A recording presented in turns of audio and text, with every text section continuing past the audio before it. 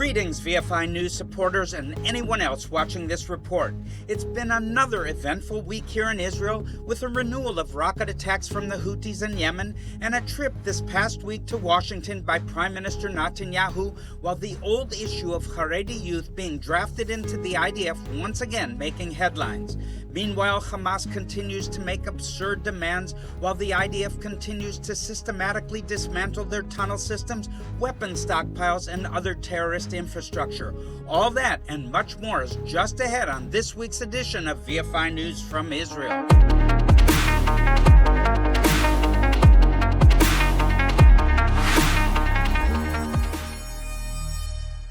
Now, friends, before I launch into the news reports, I want to quote an editorial written recently by Alistair Heath, a British journalist for the Daily Telegraph, one of the most influential newspapers in the UK, and by extension, the entire English-speaking world. I find it extraordinary that this column got published in a secular British newspaper, and I also find myself wishing that more Christian leaders would have the courage and clarity to speak as Mr. Heath does. My mentor, Derek Prince, used to talk like this, and you can still find many of his sermons and messages on YouTube and other online platforms. I encourage you to check them out, but not right now. Stay with me a while I read you this slightly abridged version of the column Mr. Heath published recently. Here it is. There's something about Israel that makes people uncomfortable, and it's not what they say it is. They'll point to politics, settlements, borders, and wars, but scratch beneath the outrage and you'll find something deeper. A discomfort not with what Israel does, but with what Israel is. A nation this small should not be this strong, period. Israel has no oil and a population barely the size of a mid-sized American city. They are surrounded by enemies, hated in the United Nations, targeted by terror, condemned by celebrities, boycotted, slandered, and attacked, and still they thrive like there's no tomorrow in the military, in medicine, in security, in technology, in agriculture, in intelligence, in morality, in sheer unbreakable will. They turn desert into farmland. They make water from air. They intercept rockets in midair. They rescue hostages under the nose of the world's worst regimes. They survive wars that were supposed to wipe them out and win. The world watches this and can't make sense of it. They do what people do when they witness strength they can't understand. They assume it must be cheating. It must be American aid. It must be some dark trick that gave the Jews this kind of power, because heaven forbid it's something else. Heaven forbid it's earned, or worse, destined. The Jewish people were supposed to disappear a long time ago. That's how the story of exiled, enslaved, hated minorities is supposed to end. But the Jews didn't disappear. They actually came home, rebuilt their land, revived their language, and brought their dead back to life. In memory, in identity, and in strength. That's not normal. It's biblical. There's no cheat code that explains how people return to their homeland after 2,000 years. There's no rational path from gas chambers to global influence, and there is no historical precedent for surviving the Babylonians, the Romans, the Crusaders, the Inquisition, the pogroms, and the Holocaust, and still showing up to work on Monday in Tel Aviv.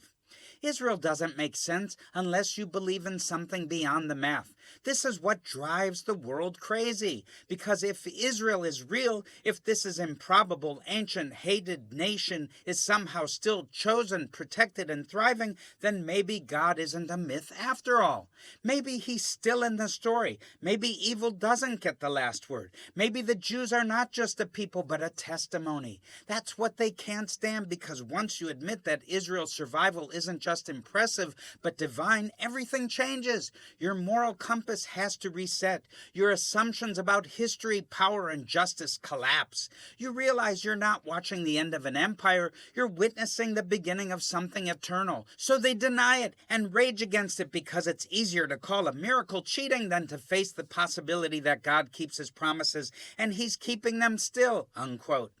Friends, once again, it's extraordinary that this message would come to us from such a source. While so many in the Christian church either don't see things this clearly, or if they do, they're not prepared to talk about it publicly.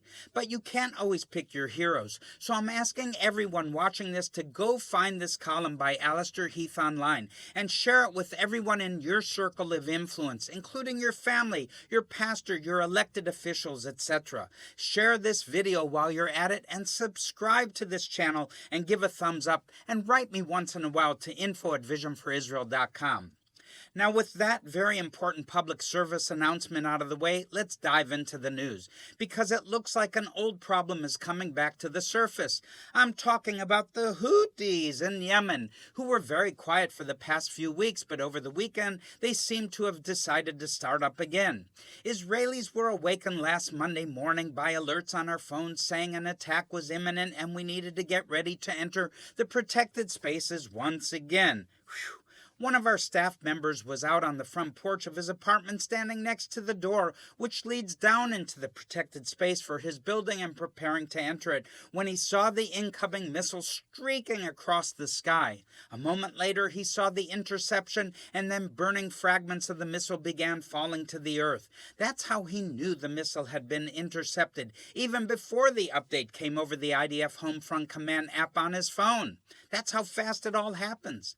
Now, millions of other Israelis had already entered the protected spaces, which is the smart thing to do when you get the alert on your phone, even before the sirens start wailing to let you know the time before the missile lands and might cause a deadly problem is rapidly running out.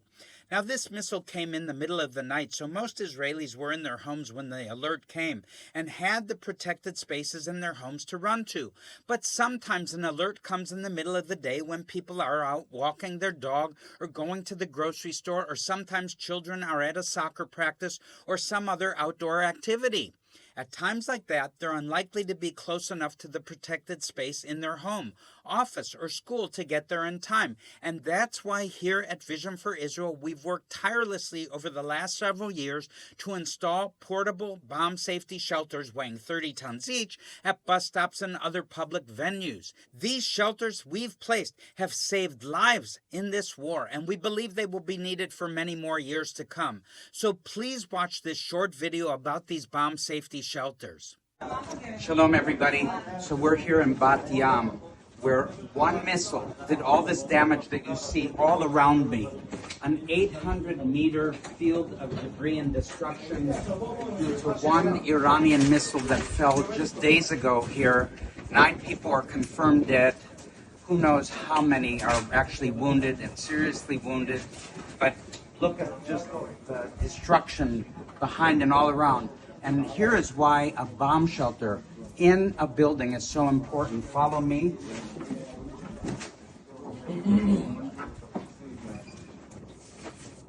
What did not get destroyed was anybody that took shelter inside this room. So everything around can be destroyed. But in this building, in the middle is this pier, or this protective room. And so therefore, you can be saved and live on. That's why safety shelters in the house, in the apartments, in the streets are crucial to saving a life.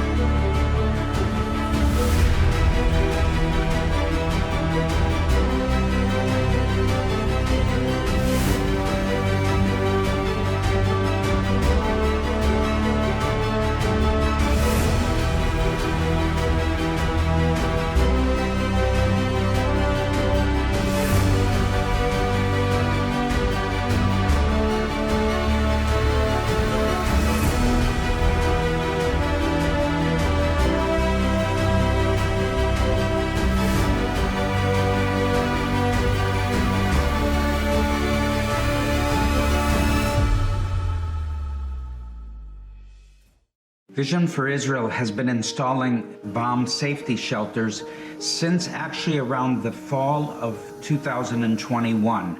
During that year, there was a barrage of rockets that came into southern Israel, particularly by the terrorist group known as Hamas, and Israel had to find a way further in order to protect its citizens, its residents across the southern part of Israel.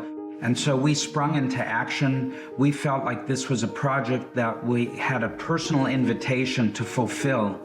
And it's important because when these projectiles, these missiles, these rockets, whatever that is that's thrown at Israel by its enemies, there is not only the potential for somebody being killed instantly, but also there's tremendous collateral damage and people that get wounded even from shrapnel. And so if you place a safety shelter at a bus stop, or in front of a high school or community center or a kindergarten or any kind of facility that's publicly accessible, the people can run into these shelters. The children can run and find safety in them and be protected from a rocket that lands and shrapnel is scattered, which could be mortally wounding people. So it gives not only a physical protection of security, but also an emotional sense of security that you know having a shelter that you can run to in the street, outside of a store, somewhere publicly accessible, not just in someone's home, but out in the open, gives a sense of security. And I always believe that it's important for us to refer to Scripture. And Psalm 91, the whole chapter talks about God providing us a shelter. And we have seen amazing deliverances from enemy rockets as a result. And now we've installed over 400 shelters across the southern and northern borders of Israel. And they weigh 30,000 kilos each, or that's 30 tons. And it's a lot of weight on rebar and concrete that's been specially mixed, and also with a special metal ramp that allows physically impaired people to be able to come up in a walker or a wheelchair on a moment's notice. In many of these areas, residents don't have any longer than between 5 seconds to maximum 45 seconds to get into a shelter to be protected. Welcome back, friends. Now, before we move on, I need to tell you that Israel carried out airstrikes on the Houthis in Yemen over this past weekend, and despite the damage they sustained, they have vowed to continue firing missiles at Israel as long as the war in Gaza continues. There are also reports that they attacked a British cargo ship sailing off the coast of Yemen over the weekend with small arms and drones. If this nonsense is starting up again, this might once again bring American and British attacks on the Houthis, who just never seem to learn a lesson. They didn't go to Sunday school, obviously. Now, I want to continue with our news report and tell you about the latest developments in the war against Iran's proxy forces close to our borders. The Houthis are a proxy of Iran, but they're somewhat far away. All they can do is lob ballistic missiles at us, which is scary and also very irritating. But we don't anticipate that the Houthis will launch ground attacks into our cities and neighborhoods. That is a serious concern for other proxies, especially Hezbollah in Lebanon and Hamas in the Gaza Strip. Also notable in this context is the threat from armed factions, both by organized terrorist groups backed by Iran and criminal gangs who owe allegiance to no one operating in the areas north and south of Jerusalem. These areas have a biblical name that start with the letters J and S, but the YouTube algorithms really don't like it when people use these biblical names for these areas. And so videos like this, one can get what's called shadow banned, and we don't want that to happen. So we'll put up a map of these areas on the screen so you can see what I'm not talking about, and then we'll move on. Hezbollah has been severely battered in the last 10 months to the point that in the recent 12-day war, they declined to attack Israel to divert attention from the IDF strikes on Iran. That's the whole reason Iran's Islamic Revolutionary Guard Corps set Hezbollah up in the first place back in the 1980s. Now, just in the last few days, tremendous pressure has come on Hezbollah from the Americans and the internationally recognized government in Lebanon to hand over the last of its weapons to the Lebanese National Army. This is something they were supposed to do a long time ago, as the Taif Agreement, which formally ended the Lebanese civil war back in 1989, called for all Lebanese militias to be disarmed. Well, everyone besides Hezbollah did just that, leaving them the most powerful force in the country of Lebanon for the next 34 years until Israel sorted them all out.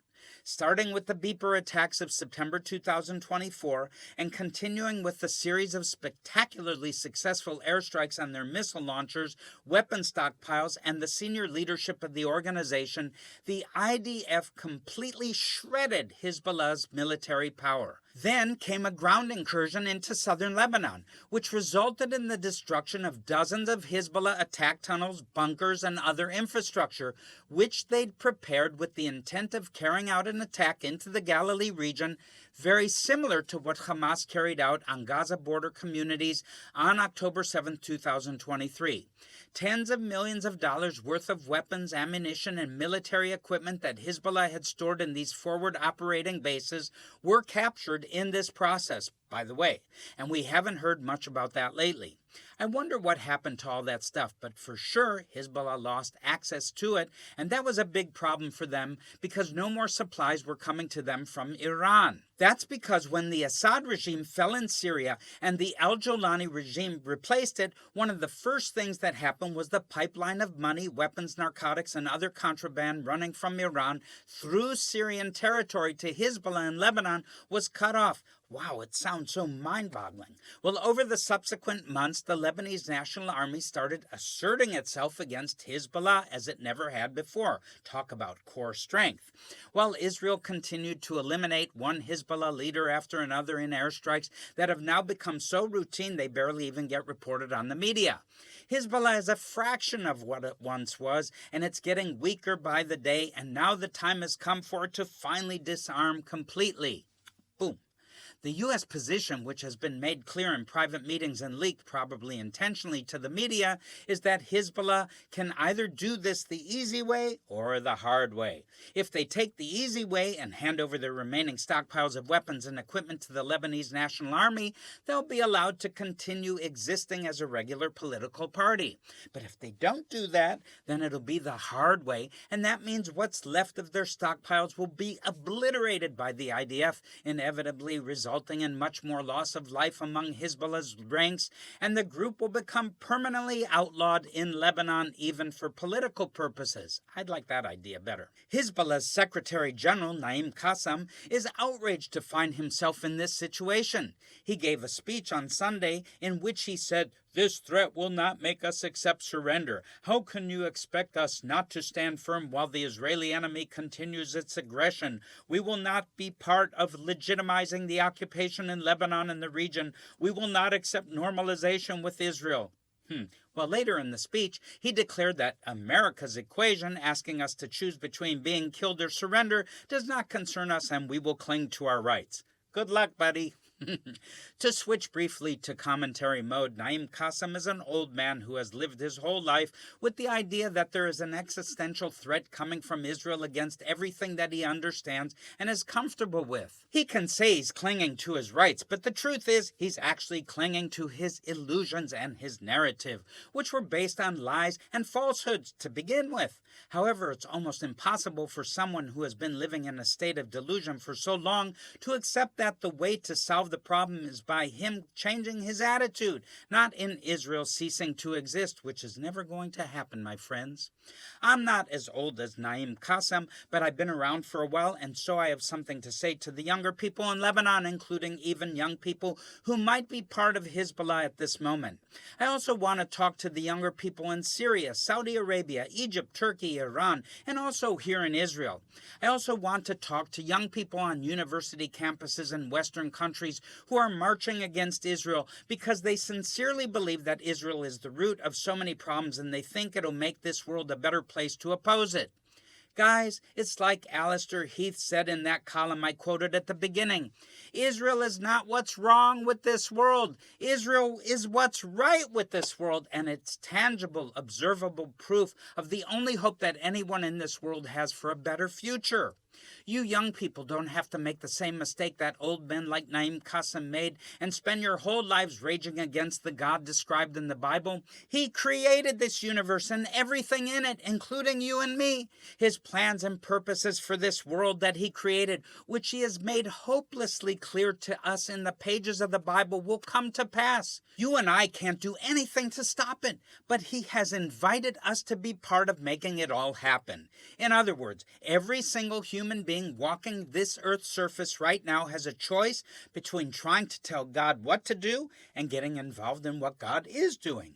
Naim Kasam made his choice a long time ago, as did the Iranian Supreme Leader Ayatollah Ali Khamenei, Turkish President Recep Erdogan, and many others going back to pharaohs of ancient Egypt. All these leaders of nations thought they had a way to challenge the God who had created this universe and ordained the order of things here. But they were all humbled by God in the end, and still there are those who think they're going to be the ones to beat God at his own game. Dear young people, and middle-aged people, and even older people who are still willing and able to change any bad habits you have, even if you've had them most of your lives, I implore you to take this seriously. Israel is not perfect, but the God who chose Israel is perfect, and he has a perfect plan for your life and mine, and Israel is part of that plan. With all due modesty, I can tell you that I've spent most of my life doing everything I can to try and get behind God's plan for Israel, and by extension, the whole human race. The only regrets I have about any of it is that there were times when I should have done more, and there were times when I could have done better. The vehicle God has given me to accomplish all that I've been able to accomplish is through Vision for Israel. This organization, a humanitarian aid organization, which has many projects to help many people manage the hardships presented by everyday life in Israel, including the fallout from this terrible war. If you want to know how you can help Vision for Israel be a blessing to the people of Israel, please watch this short video about our humanitarian projects here in the land.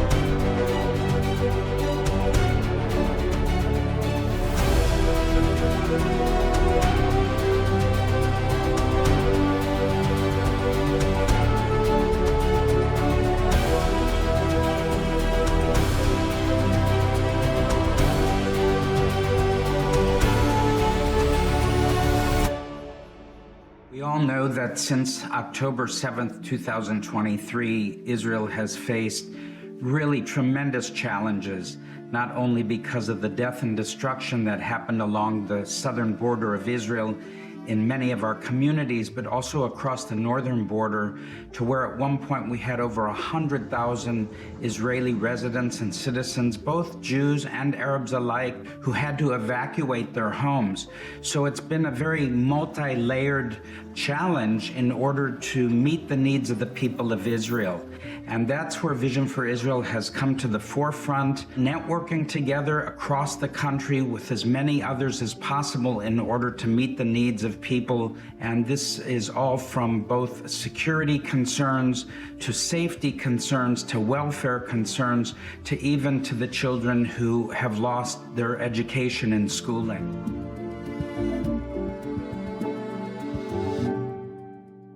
Welcome back, friends. We're coming near to the end of this week's report, so I just want to quickly run through some of the other big stories making headlines in Israel this week. The biggest story, of course, which is also the smallest, is Prime Minister Benjamin Netanyahu's trip to Washington to meet with President Trump. This is the third meeting these two leaders have had in the 6 months since President Trump started his second term, and it's very unusual for any foreign leader to have that many direct meetings with any U.S. president in so short a span of time. However, as I said, this is also a small story because, candidly, the ground these two leaders are covering regarding the war against Hamas in the Gaza Strip is mostly just a rehashing of points from previous meetings. Everyone wants the war to end, with the remaining hostages being released and Hamas removed from power in the Gaza Strip.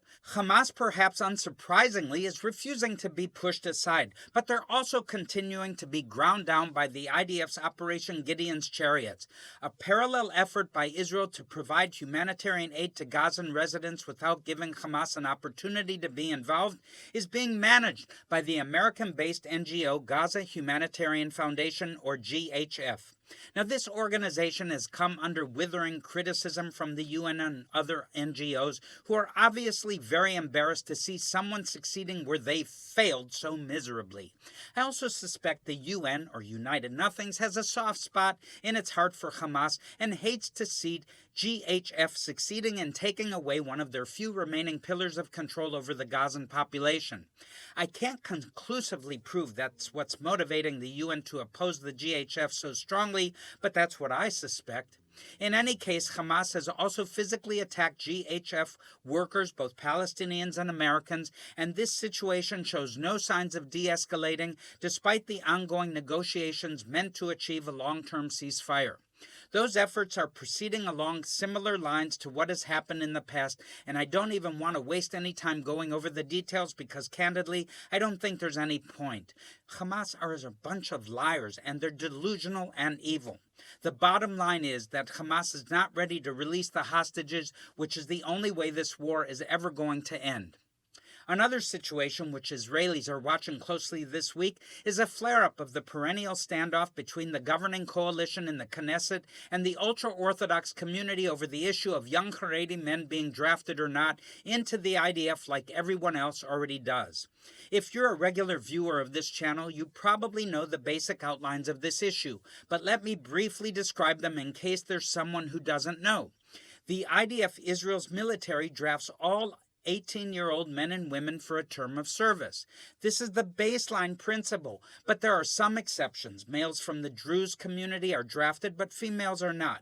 Arab males and females are not drafted, but they can volunteer, and in recent years more and more of them have been, especially from the Christian community. From the Jewish community, the ultra-Orthodox community is largely not drafted, although many females volunteer for something called national service, which is a non-military program which includes service in hospitals, working with special needs children, and so on. A handful of Haredi males also volunteer for this program, mostly in a segregated medical first response team. That's all fine and good, but in this war, the longest, in many ways most difficult in Israel's history, the shortage of manpower in the IDF combat units has meant some reservists have been away from their jobs and families for months at a time.